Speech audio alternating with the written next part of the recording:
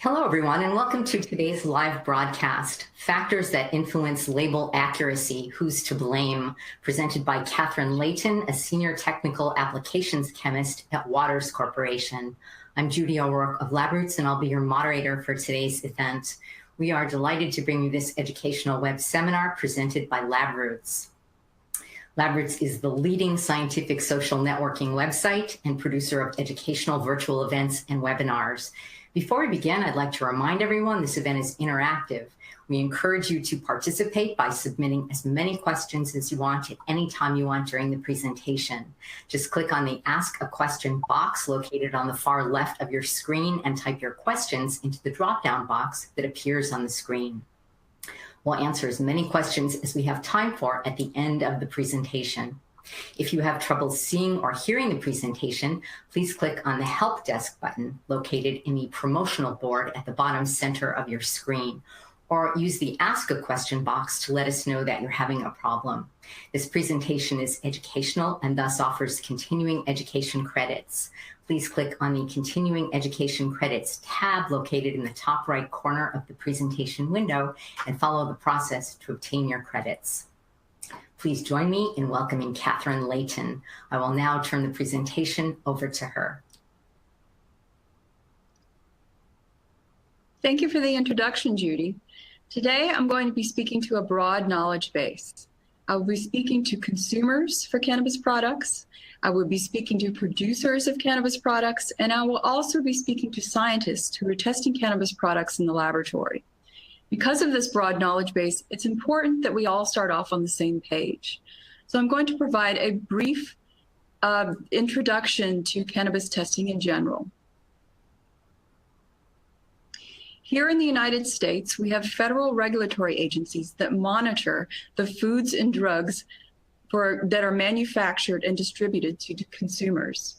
Those regulatory agencies are the Food and Drug Administration and the USDA. The Food and Drug Administration is responsible for monitoring food, drugs, dietary supplements, vaccines, medical devices, and tobacco products. The USDA is responsible for monitoring meat, vegetables, and also giving an organic certification to organic products.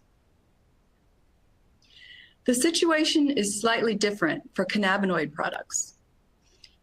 Cannabinoid products are monitored and regulated at the state level. With 50 different states, we have potentially 50 different regulations for these products. Some states have very high regulations, and some states have no regulation at all. For the past several years, many studies have been performed showing problems that we have with labeling accuracy of these cannabis products. One of the most recent studies was published in November of 2017. This study was published by the Journal of the American Medical Association. In this study, they looked at CBD extracts that were sold online. They took a look at CBD supplements. They took a look at CBD tinctures, and also they looked at CBD vape oils. And they found in this study that 70% of the samples that they tested listed incorrect potency on the packaging label. And surprisingly, 20% of the samples that they tested contained the psychoactive compound, the psychoactive cannabinoid, THC. And THC was not indicated on these CBD labels at all. If you look at the graph on the right-hand side, you'll see that 43% of the products contained more CBD than the packaging label claim. Now you may think, what's the big deal in having more CBD in that product? Well, that means that the producer sold that product at a financial loss. They could have asked more money for that product. If we look in the plot, we can see that 26% of those products contained less CBD in the product than the packaging label. That means consumers probably paid more money than that for that product than they should have. Potency testing for cannabinoid products occurs at different stages. This is an example of what's required by the state of Oregon. The raw material is tested for potency. Extracts are tested for potency, and infused products such as edibles, beverages, and lotions are tested for potency. There are several different ways cannabinoid products can be tested for potency. One way is using thin layer chromatography, which is also called TLC. This is a very fast, easy, and inexpensive way to test for cannabinoids, but unfortunately it's not quantitative, meaning it does not give you an exact result. It gives you an estimate. If we look at the diagram below, I will explain how this testing is done. The sample is prepared by dissolving it in a solution. That sample is dropped or spotted on an absorbent matrix. As the sample passes through that absorbent matrix, the different cannabinoids are separated. A dye is added to the absorbent matrix, and we can visualize or estimate how much cannabinoids we have in that product. Now you can see on the right-hand side of this diagram that it's very difficult to distinguish the intensity of a 20% THC containing compound and a 10% THC compound. So therein lies our problem with TLC testing. Gas chromatography can also be used to test for cannabinoid content. Gas chromatography gives us an idea of the total cannabinoid content, but it cannot be used to detect the acidic cannabinoids.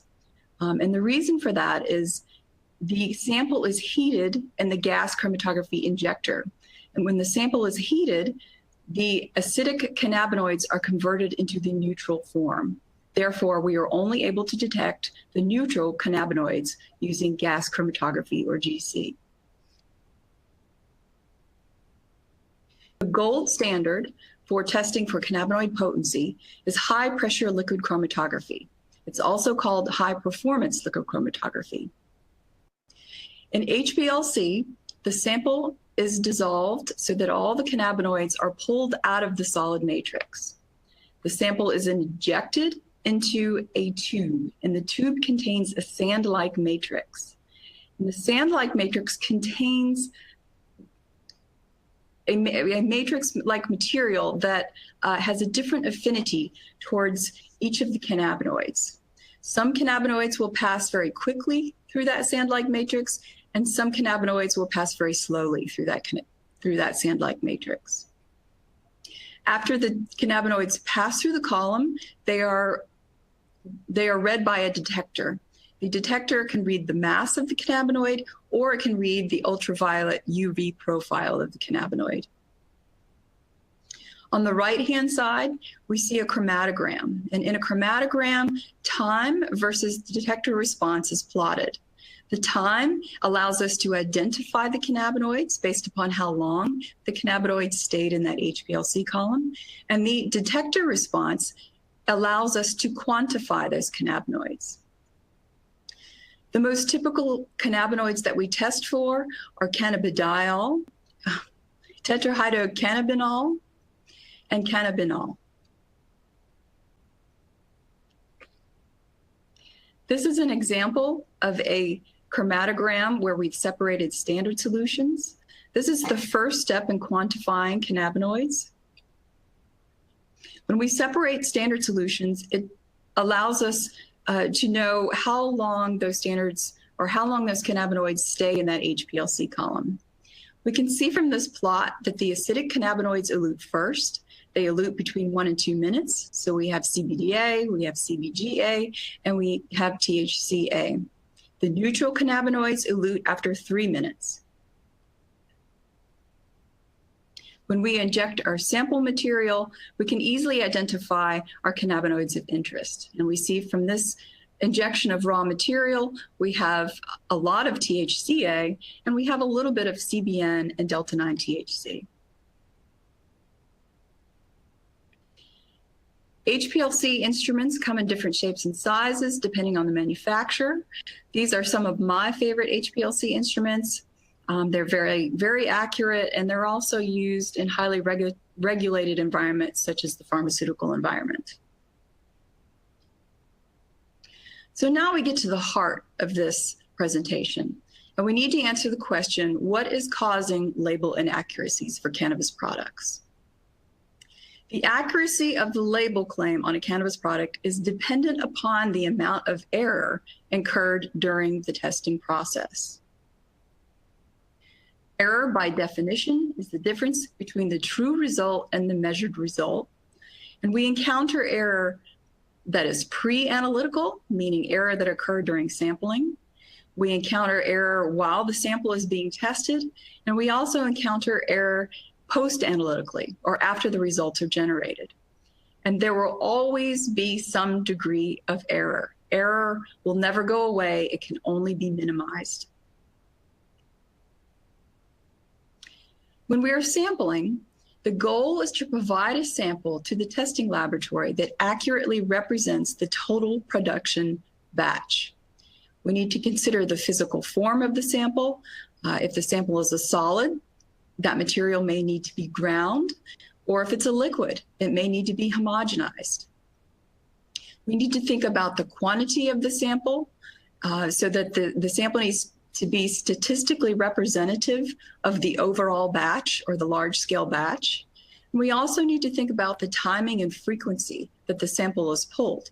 Typically, critical batches are tested, or at any point in which the sample will be sold directly to the consumer, or the batch will be sold to the consumer. We need to collect samples and have them tested. It is very important to have a written sampling procedure. This procedure needs to inform the sampler on when, how, and where that sample will be pulled. It needs to give instructions on the storage and transport of the sample, what kind of analysis required, what happens to the results, what the acceptance criteria are for the results, and also what happens to the retention samples. If the sample needs to be tested for some reason, we may need access to it. On the sample itself, the name of the sample, the time, the person who sampled it, method, location, and also the notebook reference. Those are important things to include on the sample itself. And the sampling procedure reduces error because it allows the production facility to trace their steps. It's a repeatable process. Everything is documented.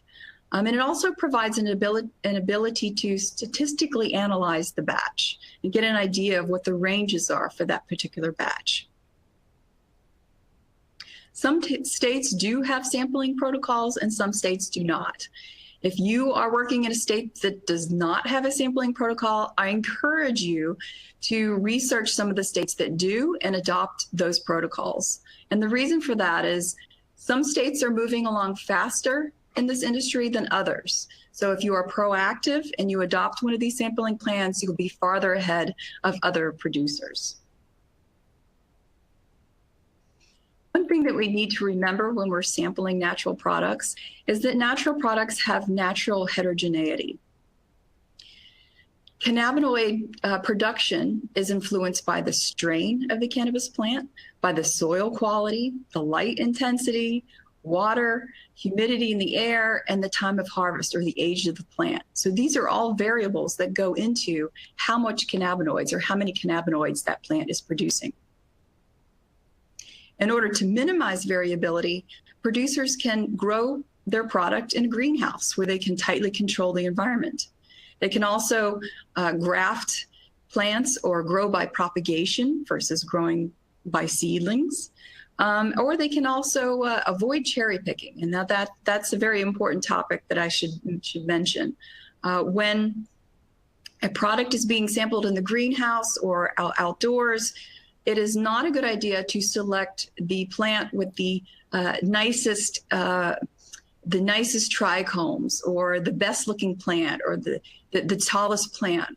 What you really want to do is to collect samples from plants that vary. You may collect your nicest plant, you may collect your plant that's average, and you may collect the lowest plant, and homogenize those samples so that you get an idea of the entire batch, not just what your best plant looks like in that batch. When we're talking about extracts and final products, we need to remember that cannabinoids are soluble in fats, oils, and alcohols. They are not soluble in water. Because of that, mixing can be very difficult depending upon the product that's being produced. If we're producing a solid product like a candy bar, typically those are tested using a quartering method, and that will give an idea of whether the mixing was efficient or not. And a quartering method means that you take one piece of the candy bar on one side and another piece of the candy bar on the other side and test those individually. And that will give us an idea of whether or not that product has been mixed adequately. It's very important to remember the degradation starts immediately. So after a sample is pulled, it will begin to degrade. The plots that I'm showing here are from a study done with cannabis oil.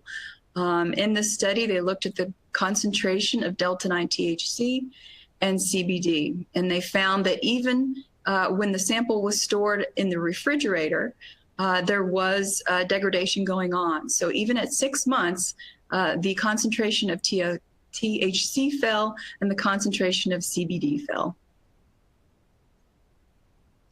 We were curious about how susceptible some of these formulations were to degradation.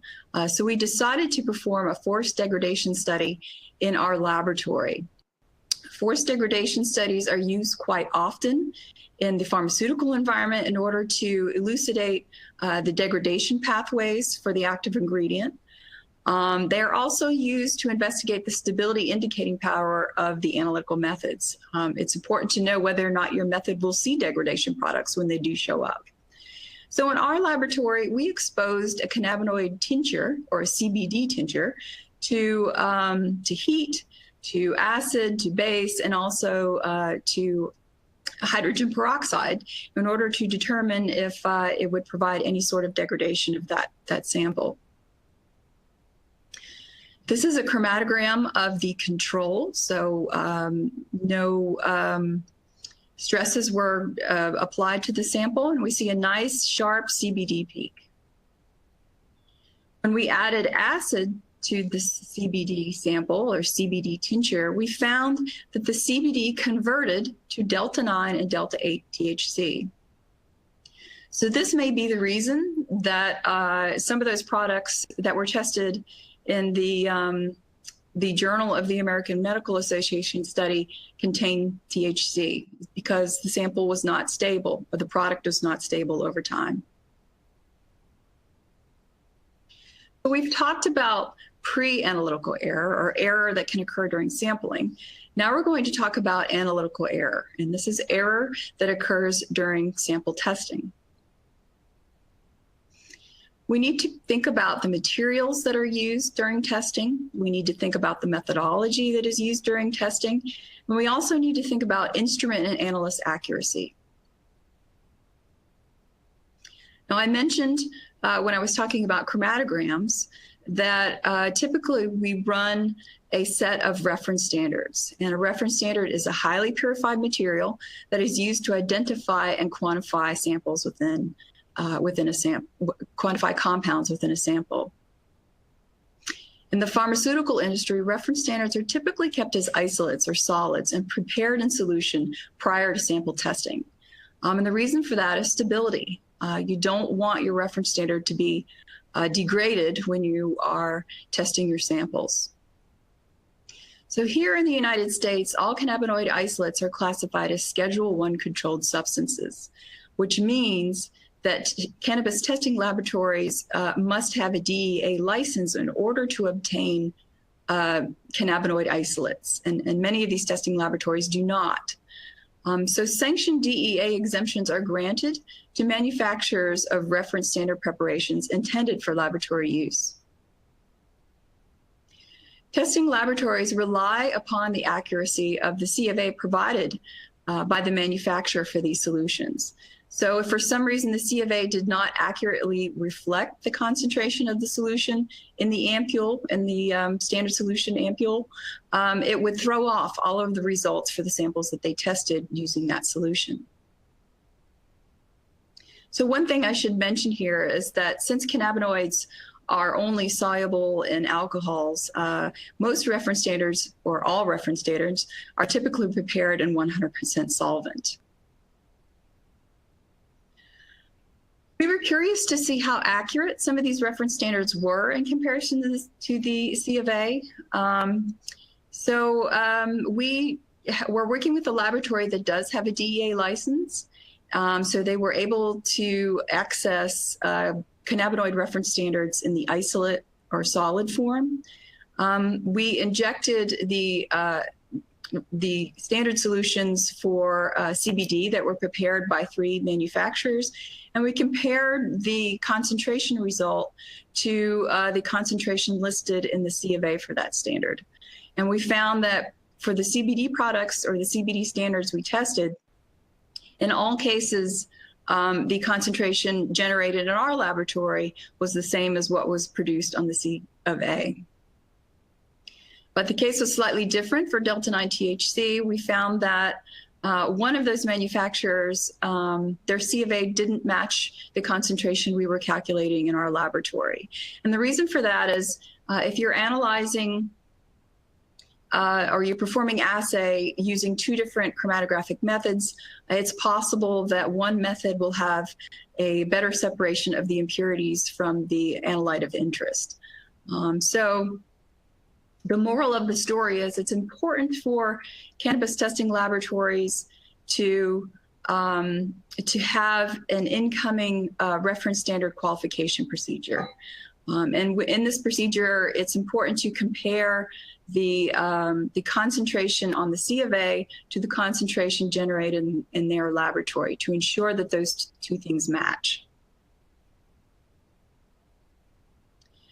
With these reference standard materials, it is important to handle the solutions properly. Now, these are highly volatile solutions. They are prepared in solvent. The solvent tends to evaporate. And we found that testing laboratories spend a lot of money on these cannabinoid solutions, but they skimp on the materials. So they skimp on how they store these solutions. You can see in the photograph here that the testing laboratory was using a reference standard with a punctured septum, which means that that reference standard was evaporating over time. If they had used an HPLC vial with a self-sealing septum, it would have kept that reference standard stable over time. So the moral of the story is don't skimp on the quality of the materials that are used after these expensive reference standards have been purchased. Another observation that we've made is that many testing laboratories are using air displacement pipettes. Air displacement pipettes are calibrated with water, and the cannabinoid reference standards are prepared in solvent. Air displacement pipettes work by producing an airspace or using a measured airspace between the top of the liquid being pipetted and the piston of the pipette. Now, anytime we change from an aqueous solution or a pipetting of water to a solvent solution, we impact that airspace. We impact the calibration. So we found that it was very, very difficult or nearly impossible to produce a linear curve or a linear standard curve, a calibration curve, using an air displacement pipette. The correct pipette to use with these cannabinoid reference standards would be a positive displacement syringe pipette or a glass pipette. And this pipette eliminates that airspace. It eliminates the problems that we see with the volatility of these solvent-based solutions. And with the air displacement pipette or glass pipette, calibration curves are quite linear and easier to produce. Anytime we're working in the laboratory, we need to validate the chromatographic methods that we're using. A validation ensures that the method works and it works accurately and consistency. There are specific criteria for method validation. The method needs to be specific for the material or compound of interest that you're looking for. It needs to be linear, and that means that the method needs to be proportional to the actual amount of the compound present. Also, the method needs to be accurate. So the difference between the measured value and the real value needs to be equal.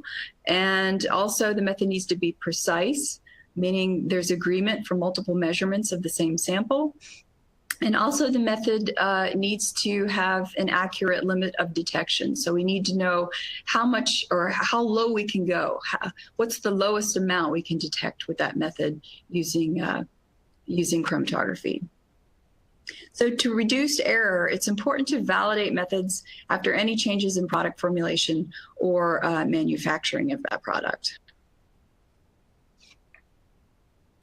There are several places we can go to get information on method validation. There are some guidelines provided by the FDA, and there are also guidelines provided by the International Committee on Harmonization. And you see those two documents here. An example of a validated method is a method that was recently published in the Journal of Liquid Chromatography and Related Sciences. And in that method, we were looking at the assay determination for CBD. There's been a lot of talk lately regarding standardized methods. And standardized methods are methods that have been validated. These are methods that have been peer-reviewed, and the results have been compared between multiple labs, multiple instruments, and multiple analysts. And standardized method, by definition, is a method that's used regularly by several labs over an extended period of time. So these methods are tried and true. There's several years of experience using the method, and we know that they work. So where can you find a standardized method? Well, you can go to the American Herbal Pharmacopoeia. In the American Herbal Pharmacopoeia, they have an HPLC method for determination of major phytocannabinoids in cannabis. It gives you sample preparation procedures. There's one for crude cannabis. There's one for cannabis resin and cannabis oil. We see the ranges that can be tested using this method. We see the chromatographic parameters, and also the calculations for that method are provided. So there are standardized methods out there. We just need to go where to look. So why wouldn't you use a standardized method? Well, if you're using, if you have a formulation that causes an interference in the chromatography for the cannabinoids of interest, you probably want to create your own chromatographic method. You may want to create your own method if you're looking at impurities and you're trying to identify contaminants. Also, you may want to create your own method if you are investigating or trying to problem solve. Some of those standardized methods may not separate the peaks of interest that you want to look at. So feel free to develop your own separation methods, but make sure they work as intended by validating those methods. Whatever method you're using, it is important to perform a proficiency test. The Emerald test is one of the most common proficiency tests. And in this test, several laboratories are sent the same sample, and they test those samples and send the information back to the Emerald company. And the results are statistically processed for each laboratory. So the laboratory can see how accurate they are, how precise they are compared to other laboratories. And this proficiency test is required by some states for laboratories to maintain their cannabis testing accreditations. You can also perform an InterLab proficiency test. So that's a test that is done within the laboratory. So an intra-lab proficiency test would be using an orthogonal method. So an orthogonal method would be a method that uses alternate chromatographic selectivity from the primary method. Some examples of orthogonal methods would be methods that operate at different pHs. So if your primary method performs a separation at pH 10, you can have an orthogonal method that does this, that performs a separation at pH 2. Same thing with stationary phases. You can change the stationary phase and still perform reverse phase chromatography and compare the results. You can also change the chromatographic platform. You may test your sample by reverse phase, you may test your sample by SFC, but as long as you get the same result with those two orthogonal methods, you know that your primary method is working properly. I'm going to show you an example of how we used an orthogonal method or orthogonal methodology. We separated our reference standards using a pH 10, and we had a hemp extract sample at one of our partnering laboratories. And when this hemp extract sample was tested, we can see, based upon the retention time, what our cannabinoids are. But we had one unknown compound eluting in the chromatography for the hemp extract. We were able to gain information by using an orthogonal method. So we performed the separation using the same column at pH 3. And we saw that the neutral cannabinoids were not affected by the change in pH. But we found that the acidic cannabinoids were affected by the change in pH. So we were able to gain information on this unknown compound, and we know that it's likely an acidic cannabinoid because it was affected by the change in pH. So essentially, orthogonal methodology can help you gain additional information on the sample that you're testing. There are several different ways to test cannabis, which I mentioned earlier. In the laboratory, some ways to test cannabis are more accurate than others. You can use detection kits. There are also many portable devices on the market, and there's also there are several HPLC instruments on the market. The most accurate way to test for potency of cannabis would be by HPLC, and that's because the variability is very, very low in that testing. It's also tried and true and used repeatedly in the pharmaceutical environment.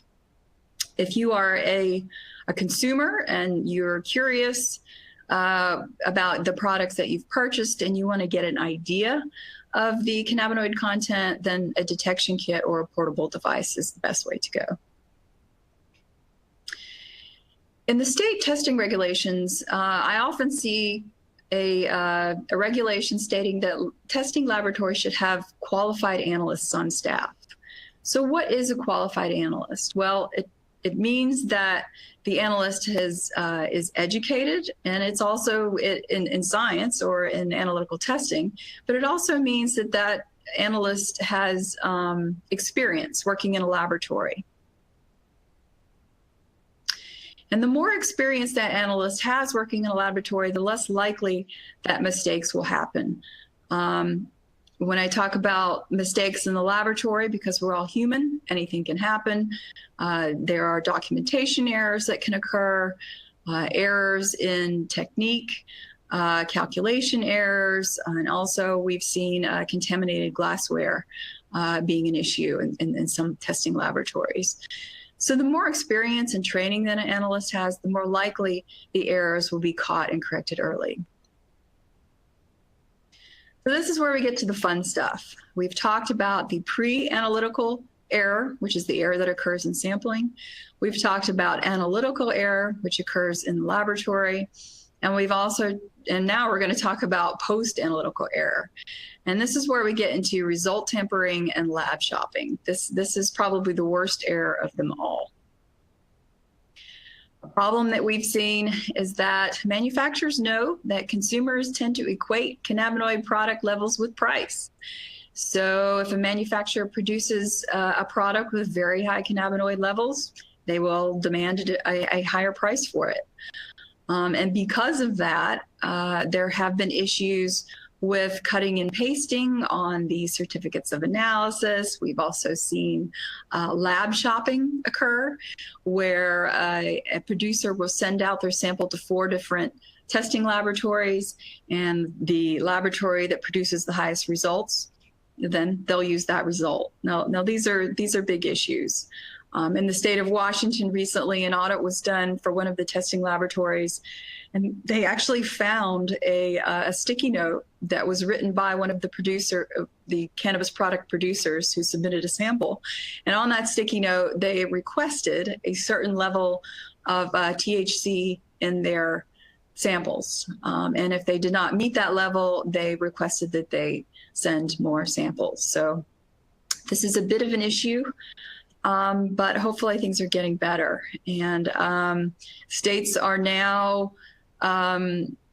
putting in place mystery shoppers. So the state will submit 5 different, one sample to 5 different laboratories, and they will see if those laboratories get the same result. If one laboratory does not, then they're flagged. Also, metrics are being kept in some states. So if one laboratory continually passes samples through that have very, very high cannabinoid contents, and the other testing laboratories in the state, they all fall within a certain range, then it's flagged. Also, states are starting to perform surprise audits of these cannabis testing laboratories. So we're moving forward, but in some states we're not quite there yet. This is an example of a certificate of analysis that is provided by a cannabis testing laboratory. You can see the name of the sample, which is Tennessee grown hemp. You can see the potency, the CBD potency and total potency. There's also an example of the chromatogram, and we can also see what the sample looks like. What I like about this C of A is that it provides a QR code, and that QR code provides traceability. And with traceability, we're trying to minimize tampering. So with traceability, we're able to see from the cultivation point all the way to what happens or how that sample is tested, how many times that sample is tested, and then where that sample goes after testing. So in some states, customers do have access to these QR codes or traceability codes, so they can see when the sample was tested, how it was tested, and what the results were. At the moment, states are trying to adopt the seed to sale traceability software. So in summary, error can occur at every step of the testing process. It can occur during sampling, it can occur while the sample is being tested, but it can also occur after the sample has been tested, and that's one of the most dramatic errors. And the cannabis industry is really consumer driven, and consumer feedback on the products that are out there on the market is absolutely essential. If a consumer is not having a good experience with one of these products, they need to communicate that information to the dispensary. And if the dispensary is getting the same feedback from several customers, there's likely an issue. So our job as scientists is to be aware of these issues and to minimize them as much as possible. So with that, I will turn it back to Judy and see if we have any questions. Thank you, Catherine, for that informative presentation. We will now start the live Q&A portion of the webinar. If you have a question you'd like to ask, please do so now. Just click on the Ask a Question drop-down box located on the far left of your presentation window. Type your question into the box that appears on your screen and click the Send button. We'll answer as many of your questions as we have time for. Let's get started. Our first question is, what can consumers do to find out if the products they purchased are accurately labeled? Testing in the laboratory is quite expensive, so I would recommend that consumers purchase the testing kits, which is basically a colorimetric test. They'll get an idea of what that sample contains, or an estimate of what the sample contains, and that's probably what I would recommend, because it's very easy and it's very fast way to kind of get an estimate of what that sample it contains. Great, thank you. Where can I learn how to perform HPLC, and roughly how much do the instruments cost? Well, HPLCs are quite expensive. They are typically more than $50,000, which is why they're used in analytical testing laboratories. But if you're interested in learning about HPLC in general, or how to perform HPLC, there's a lot of information on the internet. You can also go to the Waters website or other manufacturers' websites, where they provide basic instruction on HPLC. But if you want to be immersed and learn hands-on, then you would probably have to go to a training event, which we do offer here at the Waters Corporation. Thank you. We have time for one more question. You mentioned lab accreditation. Can you elaborate on the accreditation process? So I mentioned lab accreditation when I was talking about proficiency testing. Accreditation means that the laboratory has been certified as technically competent. And that means the lab is able to produce precise and accurate testing and calibration data. So many laboratories that are testing cannabis have ISO 17025 accreditation, and typically this involves having a third party come out and audit that lab. They look at the practices that are performed, they look at the documentation, and they provide a certification. One thing that I would say to producers who are submitting samples to laboratories, I encourage you to look for laboratories that do have this accreditation certificate.